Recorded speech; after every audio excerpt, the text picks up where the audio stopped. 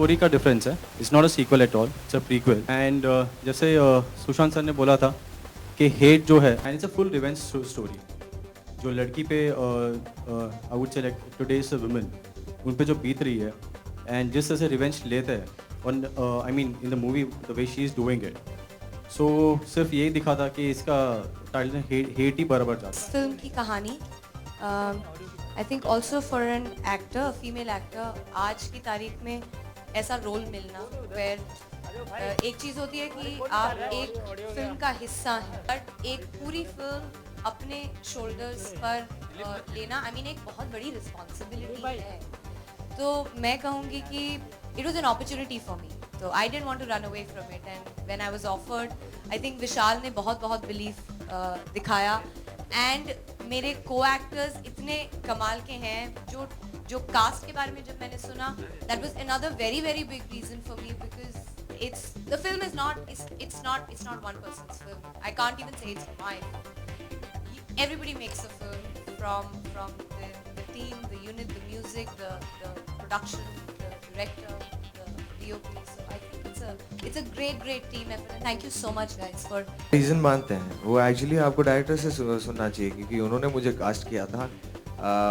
मुझे actually if I am not wrong जो मुझे लगता है जो विशाल ने मुझे I think dance in dance में शायद देखा होगा और वहाँ से उन्होंने मुझे स्पॉट किया और उन्हें लगा कि शायद मैं इस कैरेक्टर के लिए एकदम परफेक्ट हूँ और ताकि you know he was so convince with me that you know उन्होंने मुझे कोई टेस्ट लेने के लिए कुछ नहीं कहा. उन्होंने सीधा कहा कि ये लीजिए स्क्रिप्ट और मुझे बताइए कि क्या आप करना चाहेंगे एंड मुझे स्क्रिप्ट अच्छी लगी और मैंने कहा चलो करते हैं. I'm not sure how many have seen the first part in the first place.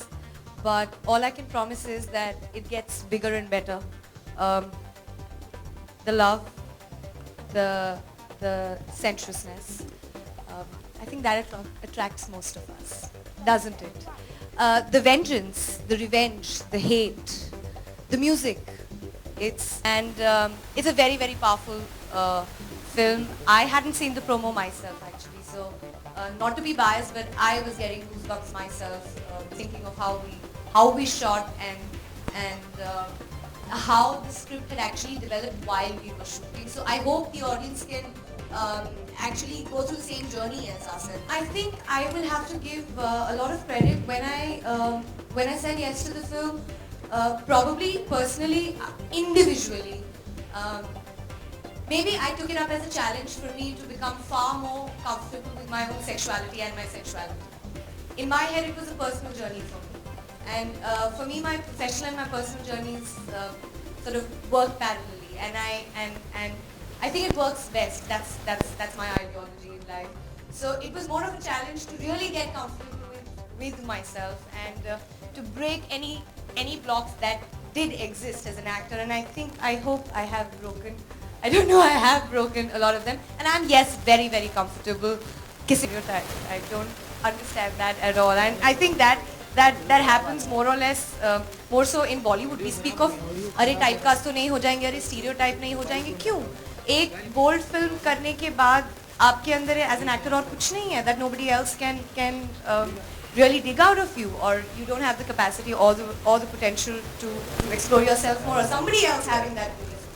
So I don't think the whole notion of stereotype exists and builds up in your own head rather than the others. And the more you let it build up, I'm not trying to be any sex quotient. I'm trying to be true to my character. I'm trying to be true to Sonika's character, which is she's a girl who's in a lot of pain, in a lot of mental and physical pain. So it's her outburst of emotion, of anger, of pain, of agony that comes out in the form of vengeance. And Shant to call the beating for it, didn't you? Yeah, so coming back to your question, I don't want to deviate. What is the meaning of sexuality? If you ask me today, I'm most comfortable in my skin today. I'm extremely happy for who I am, what I am, and that to me is sexuality and sensuality, and not showing off skin. That I think is only a means to showcase and convey glamour, and nothing more than that. To me, it's absolutely non-substantial, and hence I don't give it that importance.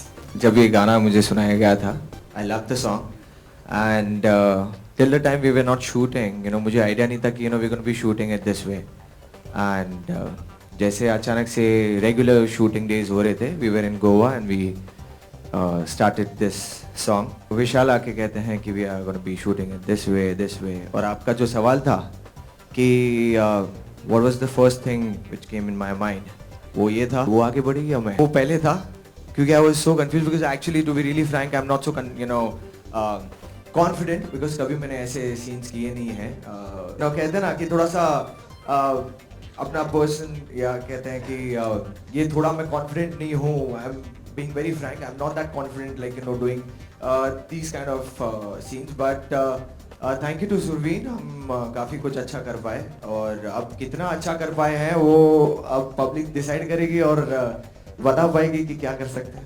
It's an epic song. It is really my honor to be able to relive the song and make all of you, I hopefully relive the magic that Mr. Vinod Khanna and Diva Madhuri Dixit created on screen. I don't think I can judge that. I think it's all of you able to judge that.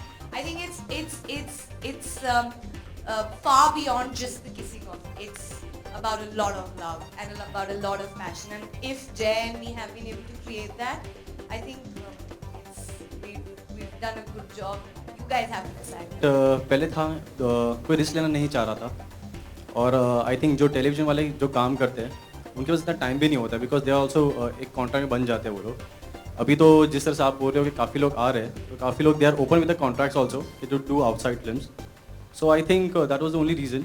And ऐसे भी जब जय को मैंने पूछा था, जय का एक ही था कि he was hosting DID end of course जो इवेंट्स का है, and that was the only reason. ये अभी जो थोड़ी देर पहले सॉन्ग दिखाने से पहले जय ने बोला था कि इसने ऐसा पिच किया, विशाल ने सेम पिच मुझे किया. महीना पहले मिले थे, बोले ये गाने की शूटिंग अभी होने वाली है, बाकी है, मेरे और सुरवीन के साथ है. सुरवीन ने बोला मूंछों में नहीं करेगी, मैंने मुझे भी कटा दी. What is this? तभी इतने खिल रहे हैं. Anyways, coming back to your question, jokes apart, यार ये भी वही है, एक तरह से अवेयरनेस ही है. What I talk about women empowerment and be aware of what is happening around you, वो एक शो है जो मैं प्रेजेंट करता हूँ. यहाँ पर मैं एक्ट कर रहा हूँ एंड इन एनी वे यहाँ पर ये नहीं दिखाया कि बुराई की जीत होती है और अच्छाई हार जाती है. Nothing of the sort. जो अंत होना चाहिए. एंड सावधान इंडिया एक अलग है, ये अलग है. It's an entertainer thriller sensuous film, आपके एंटरटेनमेंट के लिए बनी है. मैसेज जो भी है वो आपको बाद में मिल जाता है, साथ में लेके जाओ, नहीं मिलता है तो पॉपकॉर्न. क्या जिंदगी भर क्या यही करते बैठेंगे? चैन से सोना है तो जाग जाओ. अरे एक बार कर लिया ना, टीवी में कर रहे हैं, अभी क्या फिल्मों में भी यही करेंगे? Basically it's the way we are, जब हम बोल रहे हैं it's more revenge, more women power and it's a revenge story of a girl. Okay, जिसके लिए वो लड़ रही है, जिसके लिए वो फाइट कर रही है. So basically it's a revenge story of a girl. So बाकी भी एक ही पोस्ट आप देख रहे हैं, बाकी पोस्ट आने बाकी है. Exactly, to be really frank, अगर समझो मैं वही चीज़ करते रहूँ जो मैं टीवी में करते आ रहा हूँ तो फिल्म्स में आने का मेरा मतलब क्या है? आई केम मैं फिल्म्स में आने के लिए इसलिए आया था because I wanted to try something different in life rather than regular things. And definitely sir ये एक फिल्म नहीं है, उसके बाद आने वाली बहुत फिल्म्स आएंगी मेरी और फन में उनके लिए भी है. सो मैंने सोचा कि क्या है कि DID में सारी माओं को और सारे सासों को और सारे बच्चों को खुश कर दिया है. They have been my fine.